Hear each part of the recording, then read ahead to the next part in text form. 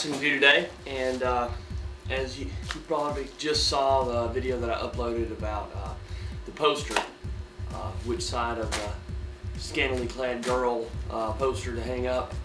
I put some more posters up. What I did was I bought from Recoil magazine after the big scandal with them happened, and they got some new editors and everything. They put out one magazine, and then they came out with I think it was their next publication was a target pack, and had a bunch of decent targets in it and everything. And I decided rather than hang them up, because they're not really something that I want to use. I like to use specific targets in my classes. So these are just kind of random targets, and so I've been hanging them up a little bit at a time just for some decoration in the shop. And I've also got my old sign from whenever I used to do automotive performance stuff, custom turbo kits, engine builds, things like that. I've got my sign that was on the front of my shop, and I think I'm going to take it, it's big, and I'm going to hang it up in the ceiling here. But it's big enough that it's not just something that I can do by myself. It's going to take a few people and all that, but I think it'll look pretty good. It says KLR on it. So anyways, I'll show you guys some of the new posters I've hung up, and a new addition to my equipment list here in the shop. But first, we'll do this unboxing and get to it. So that's not the knife I need to use. I need to use one that's sharp. There we go. And to everybody's surprise, more AR triggers.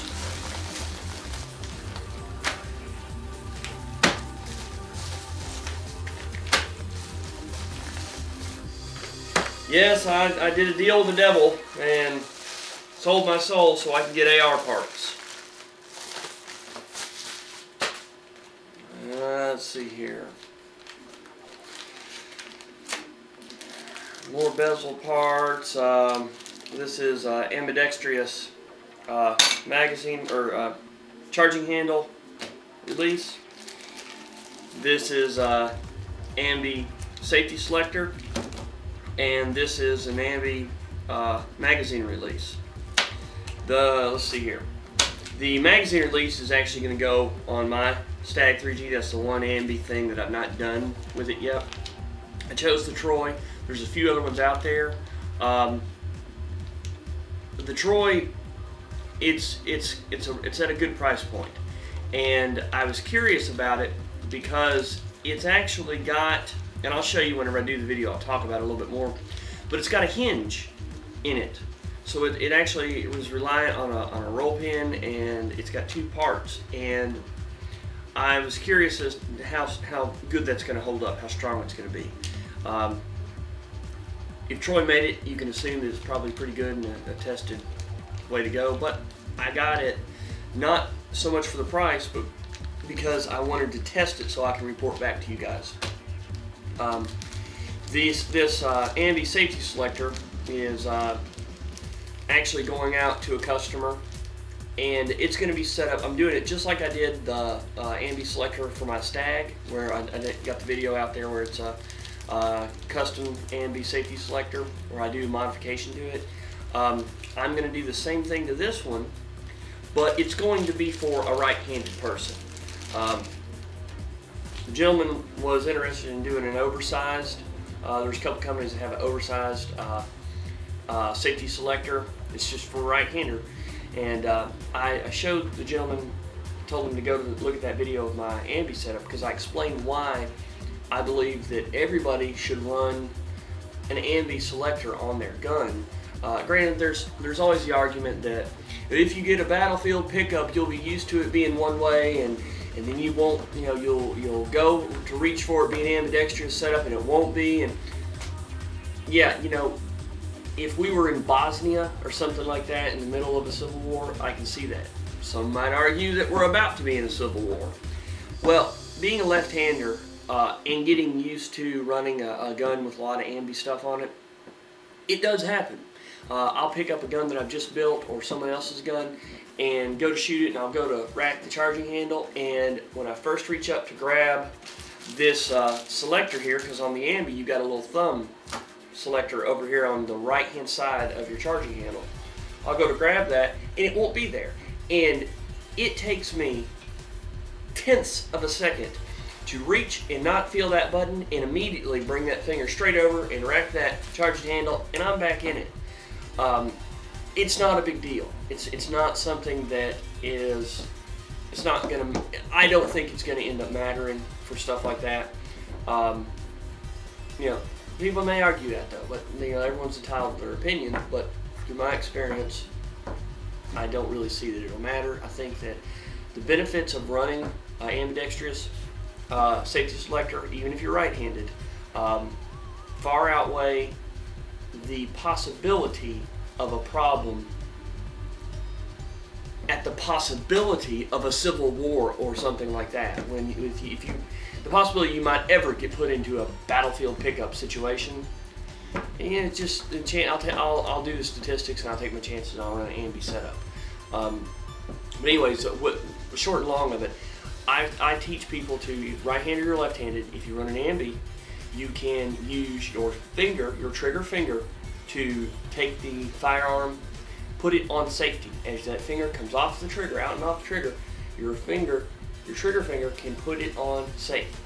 Whenever you're ready to fire, your thumb can take it off of safe. Now, that requires training, but it ends up, you can keep the gun on safe longer. You can take it off of safe right before you shoot a lot more seamlessly, and it, in my opinion, translates to better overall shooting. You know, again, some would argue that it runs you into the possibility of taking it off of safe before you're ready to fire and all that. Yeah, that's right, but that goes along with training. You train to your equipment, and then you train for contingencies, like picking up something that doesn't have the ambidextrous setup. So anyways, I digress. There's that.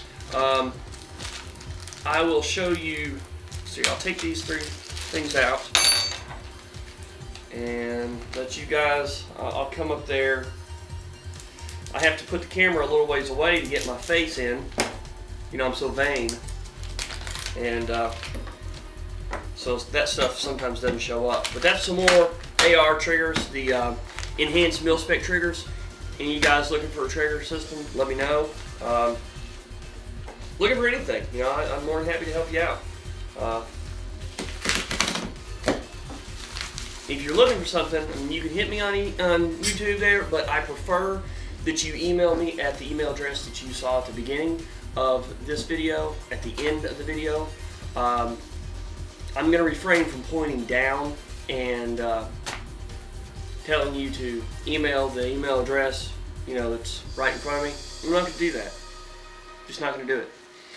So anyways, the email address and link might, yeah, look underneath.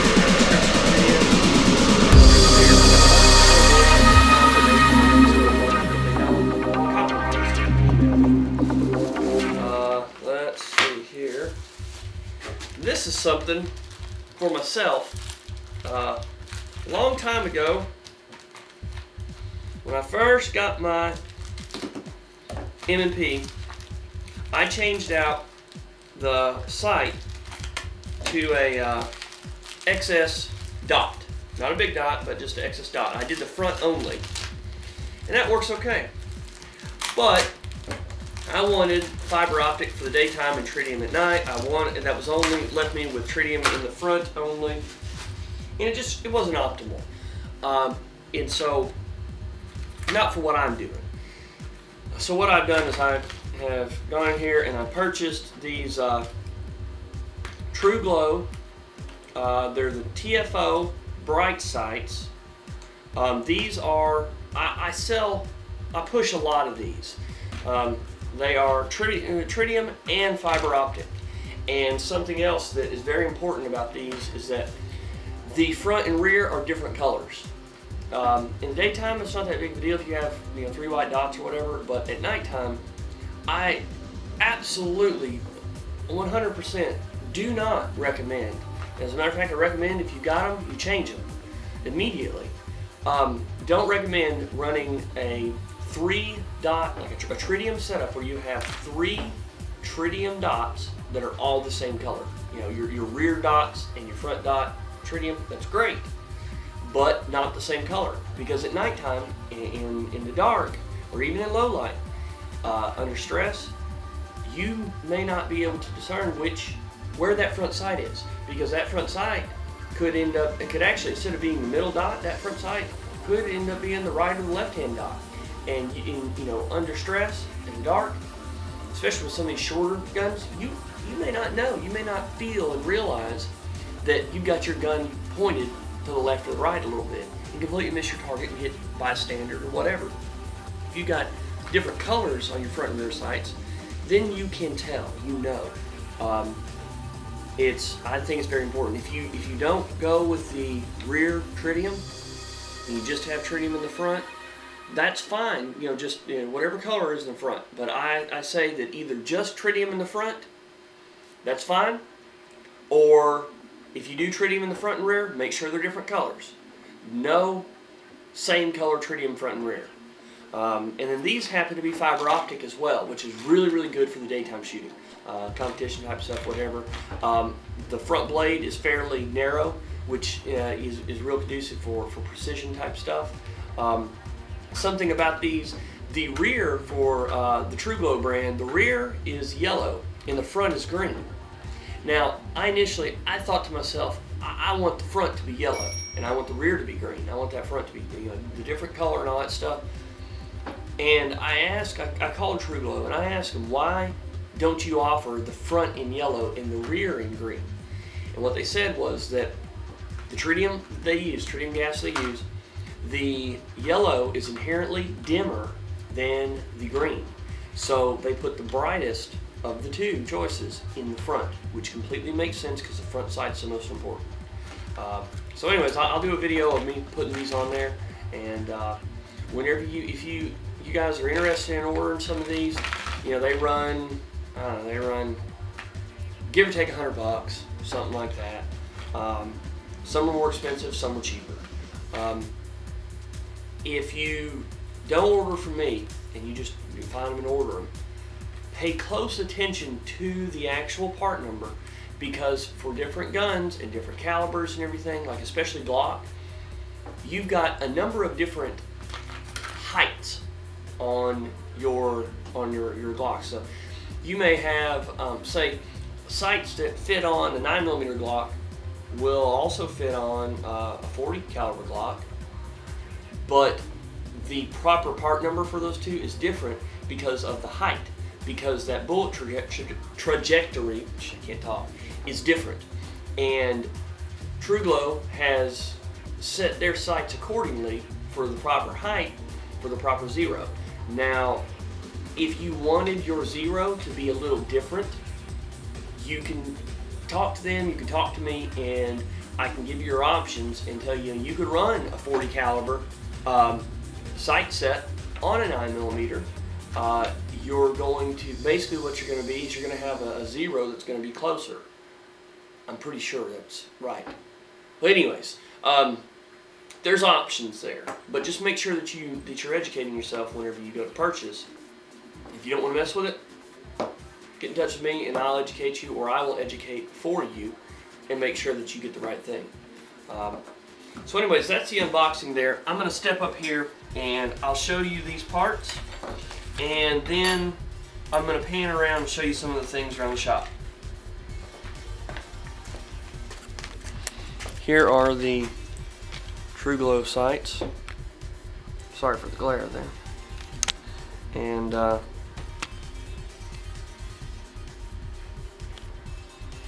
you can see that with that fiber optic, they're pretty bright looking down. Alright. Here's a ambi safety selector.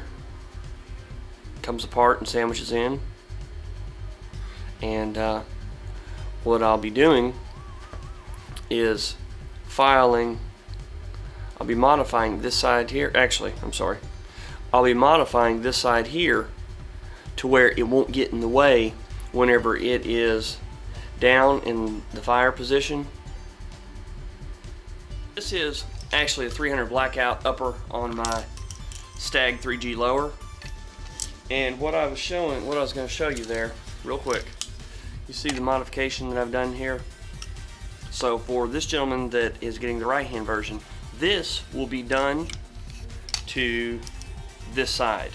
And the reason is, and you'll just have to, you know, bear with me, consider it's for a right hander.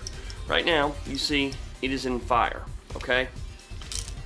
Matter of fact here, nothing there in the mag. Alright, we're good. It's on fire, okay? So, see, I'm going to have my finger on the trigger and see how that contours to my finger. It's not in the way. Now, look over here on this side where that has not been modified. See, that thing is kind of big and it gets in the way of your finger whenever you're trying to actually fire the gun. So that contours with that. It's ergonomically correct. So, I fire. Now, whenever I want to go on safe, I pull my finger out of the trigger well and see how it's angled. It's got a flat face right there and it's smooth on the back. Then what I can do, there's no round in it. Alright, what I can do, I fire, it's reset. I can come over here and put it on safe with my trigger finger.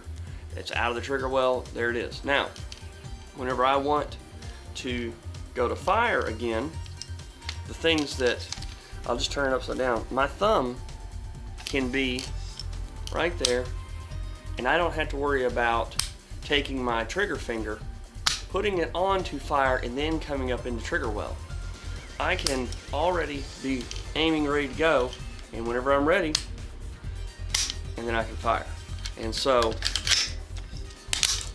that's just it just really helps. It's a good help. Takes a little training, a little getting used to. There you go. Now this right here is the ambidextrous charging handle latch. And what it does, I don't have my Stag 3G upper out here, I'd show you. This is your normal traditional latch for your charging handle. Pull it back and it unlatches. Wait,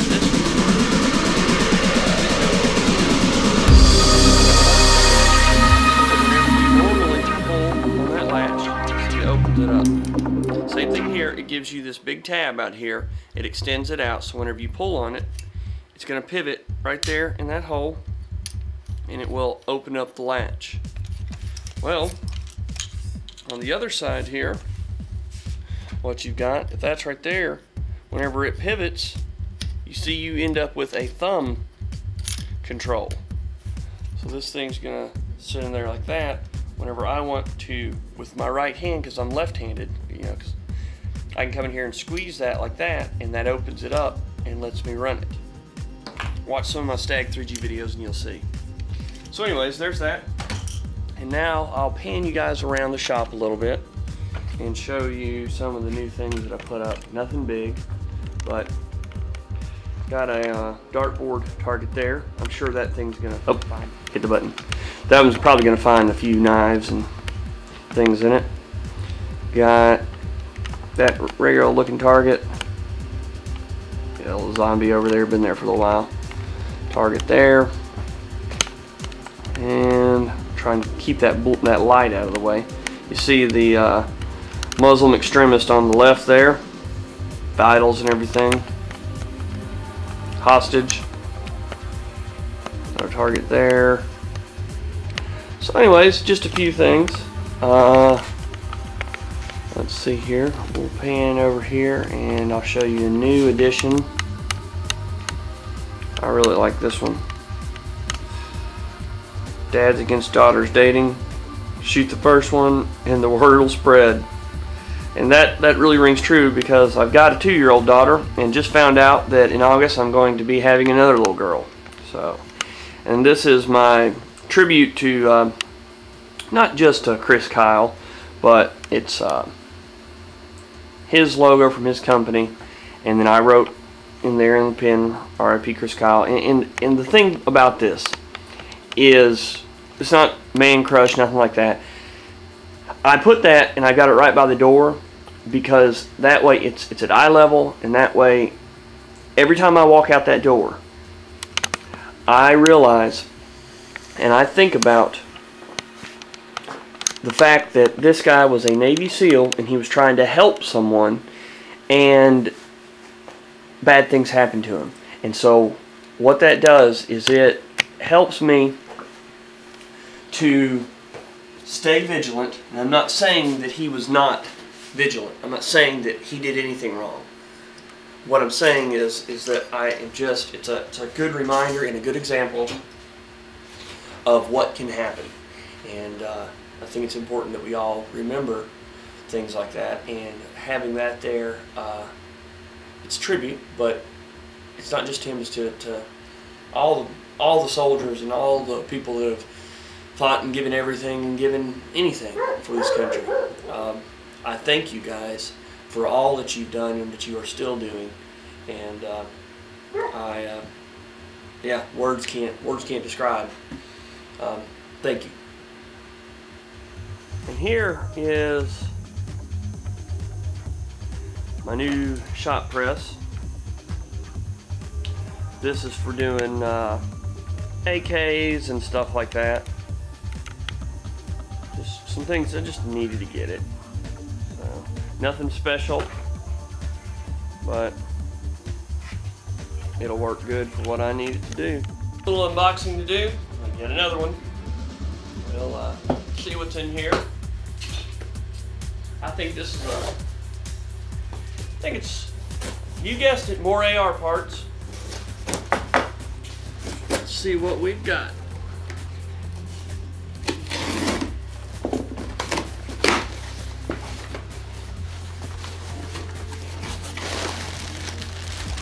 Favorite stuff in the world.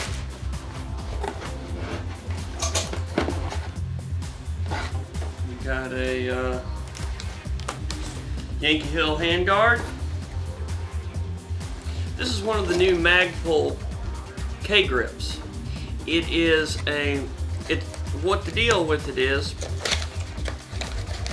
it's got a steeper angle to it than what the rest of their grips have. See how steep of an angle? Normally the grips are more of an angle like that. This grip is more up and down, so if you got your gun slung and you have your hand on it with this different angle, it's a lot easier for your hand to rest like that, you know, throughout the day than having your wrist cocked even farther to the side. So the only thing about it is it doesn't have the beaver tail part that comes up, or whatever you want to call that, which I happen to really like on a handguard. That makes all the difference in the world for the way that that a grip, not handguard, works for me on an AR. Let's see, what do we have?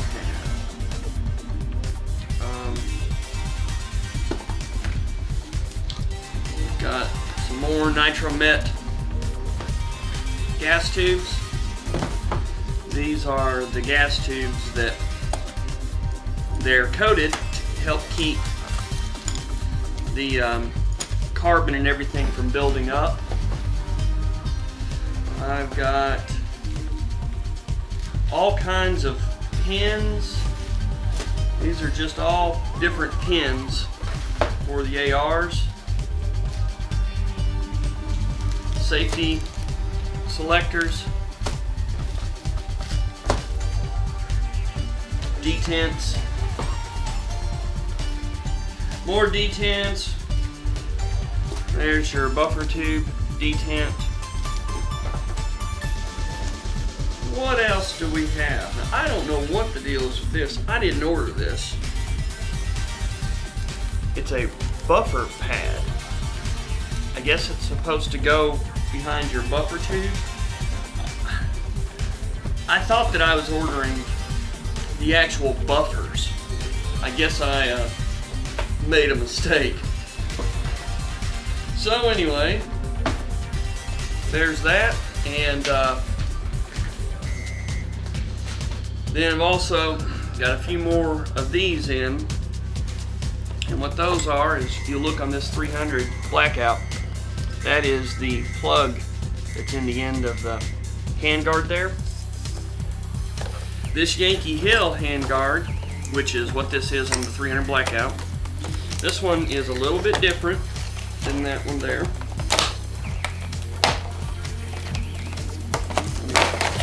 Get it opened up here. Disregard the white that's on there. That's just from the cardboard, the ink on that cardboard stuff. This handguard here is they call it. Let's see, what are they calling this one? It's a little bit different. This one here is called their smooth forearm or handguard. It's actually got a quad rail built into the end of it and a full top rail. This one here is their customizable. It's a complete smooth rail, does not have a top rail built on, but if you want to add that top rail, you've got a long, this is a metal top rail that you can add on wherever you see fit if you want to run it. You've got, there's another metal rail section, and you can get as many as you want. You can add them on wherever you want. It runs the same Yankee Hill free float barrel setup, which is an extremely strong setup. Although with this one, the difference in it, from what I'm seeing here, this smooth, once you have threaded your handguard on, then you've got these two Frankenstein looking screws that go in, they come in, and they engage into those slots right there and keep it from being able to turn. And it's also got this backing nut here. So with this setup, it's reliant solely on you tightening this nut here up against it, which is still a very strong way to do it. So anyways, there's the Yankee Hill setup. Oh, and the way that works is your cap, which is separate, goes in there, and I use these on my carbon fiber handguards as well. They look real good. So anyways, that's the little unboxing for the day. Maybe there will be more stuff come in. We'll see. Got some more stuff in. I really don't remember what this one is. Let's see. It's tool of some type. I don't remember what I got. Maybe it's a drill bit or something? Yeah, some ball nose end mills. I've been needing some of these. What these do is they're just a ball nose end mill, and they let you put contours on stuff. Good thing to have. Let's start with what I am not really sure what is in here.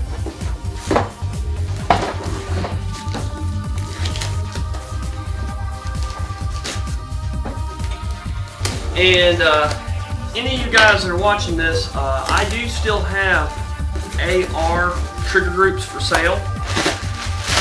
The improved trigger groups. So give me an email if you're looking for a trigger group for an AR. Yeah, this is ridiculous. This big old box.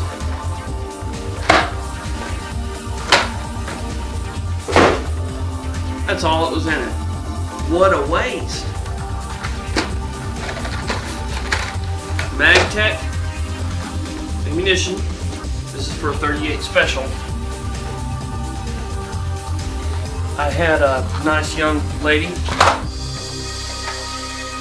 that she has had an awakening, pretty much it seems.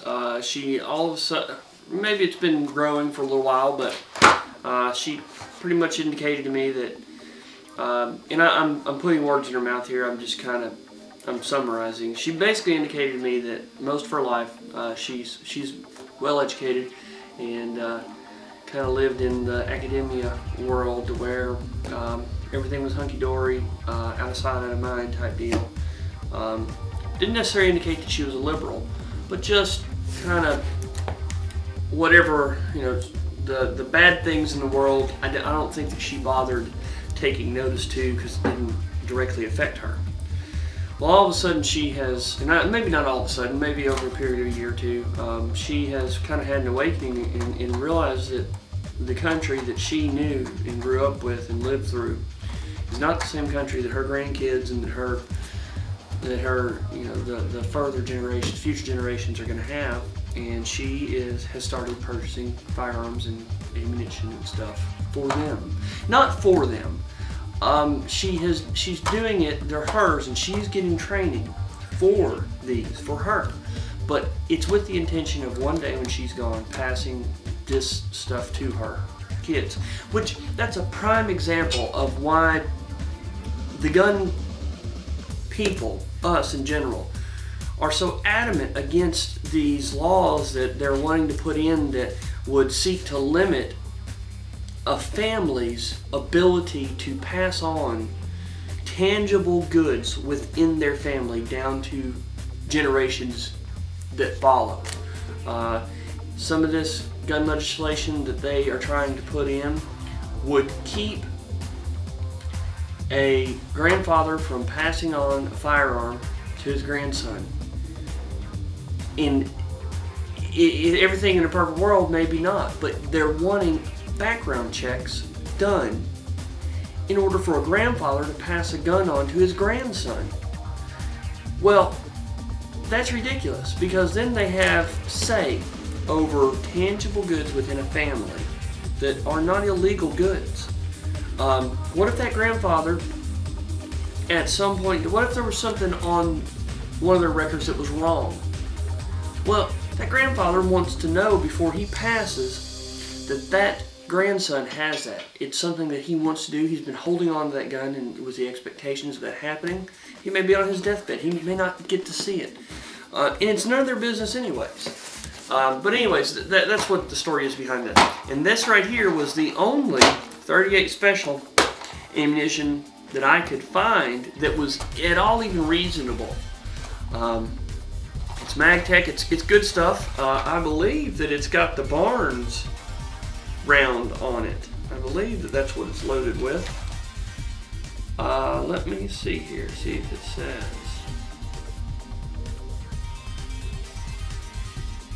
MagTech engineers developed the first defense projectile using a 100% solid copper hollow point design. Well, I don't know. I might beg to differ on that. I don't know that they invented the first all copper hollow point design on that. Anyways, all right. Now we're going to go for this box here. This is a fairly exciting box. While I already have one, the guy that has purchased this is super excited about it. And I got a little bit of information from, actually Jesse Tischhauser put out on his, he shared a link on his Facebook page, and I'm grateful that he did. Some good insight into some of the things that are going on, but evidently Samson Products, which is who made this, they have just entered Chapter 11 bankruptcy protection, and evidently it has something to do with some rivalry between them and another company. Something was said basically about pretty much, I don't know if they're doing it for spite or something, but either way, the moral of the story was that they are manufacturing, all orders will be filled on time, that, you know, we're not gonna see any hiccup in production because of this. So if anyone's heard any rumors about Samson, that's what's going on. All right, what this is this is the 15-inch Samson Evolution rail. This is allows it you know, puts out to where, good Lord, I can't even talk. You get a free float barrel utilizing this handguard. It doesn't touch the barrel at all. The only place that it touches is back here where it secures onto the barrel nut. It comes with 3 rail sections. You get a longer section, 2 smaller ones, and then this is what goes over the barrel nut. It utilizes the factory barrel nut. Here is the handguard. This is the same handguard I have on my Stag 3G. For any of you guys that are wondering, you see it's very, very thin, but it's strong. It's lightweight, really lightweight. Very, very good handguard. Cannot say enough about it. Like I say, if anybody's interested in one of those, let me know. That one's not for sale, but I can get them. Took, I think 2.5 weeks to come in. So, now this right here, this company contacted me. They have seen my videos about frog lube, and this company wanted the opportunity to get my business. They were interested in having me try out their products. And Jim Green over at Down East Gunworks, he's one of the guys that's on the show Lords of War. Jim Green swears by this stuff, and I discussed my needs, my uses, and what I use the frog lube for with the representative of this company and that contacted me, and this is what he gave me. Now they have, it's Q20.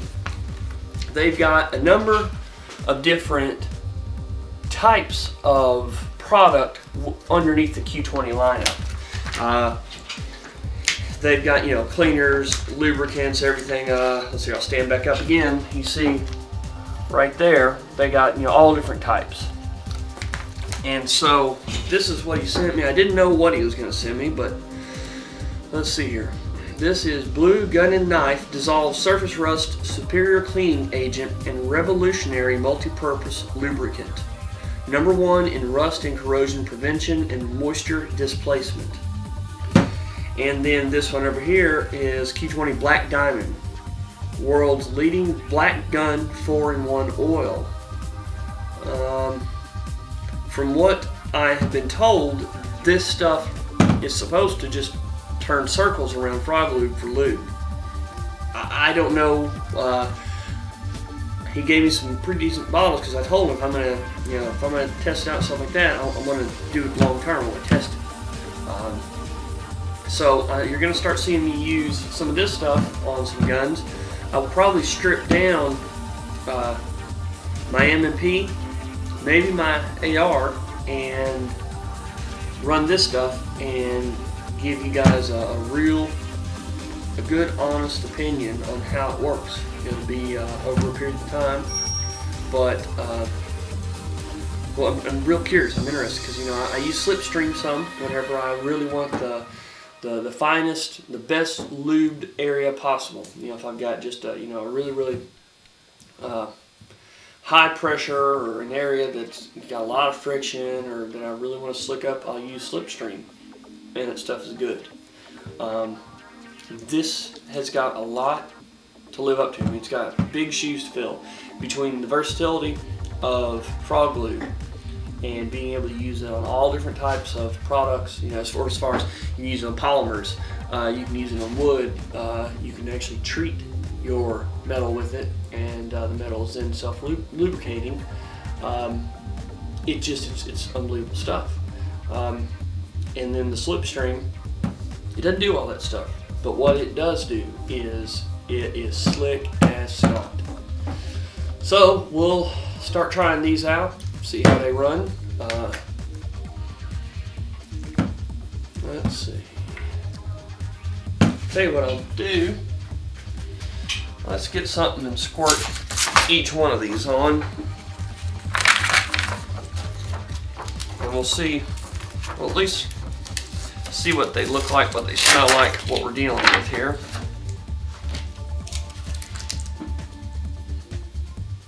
Here's the Black Diamond.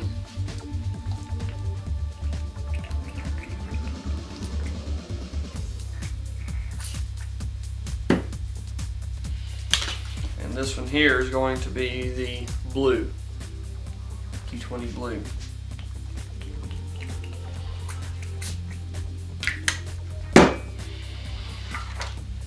And come around here and fairly clear.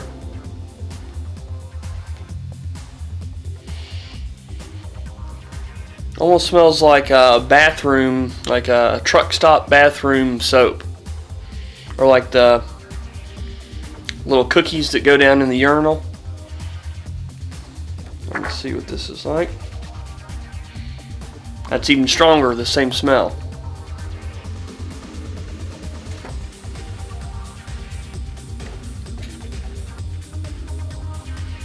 I'm thinking the blue, it feels a little slicker.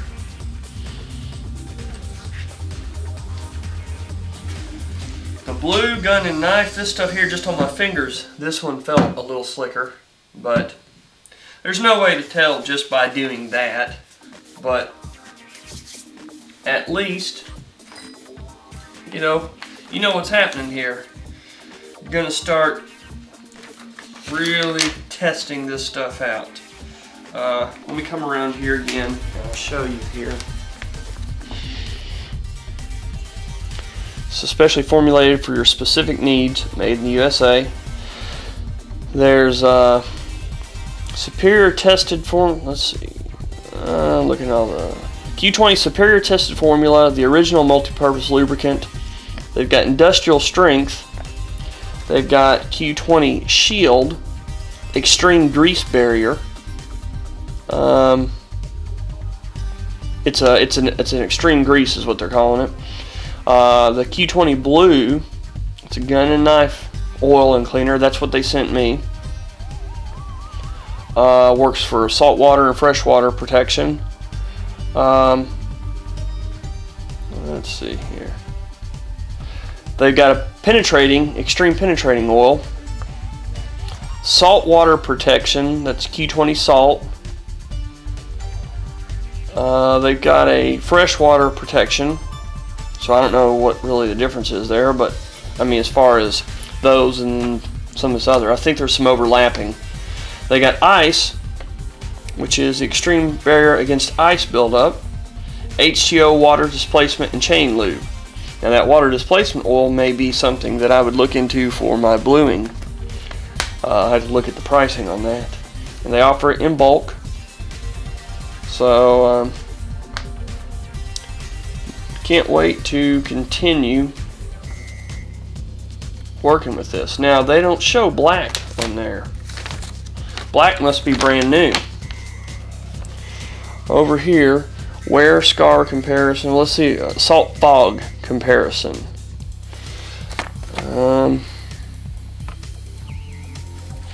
Hours before failure. Leading gun oil. One of the nation's top multi-purpose lubricants. That's probably WD-40. Leading lubricant.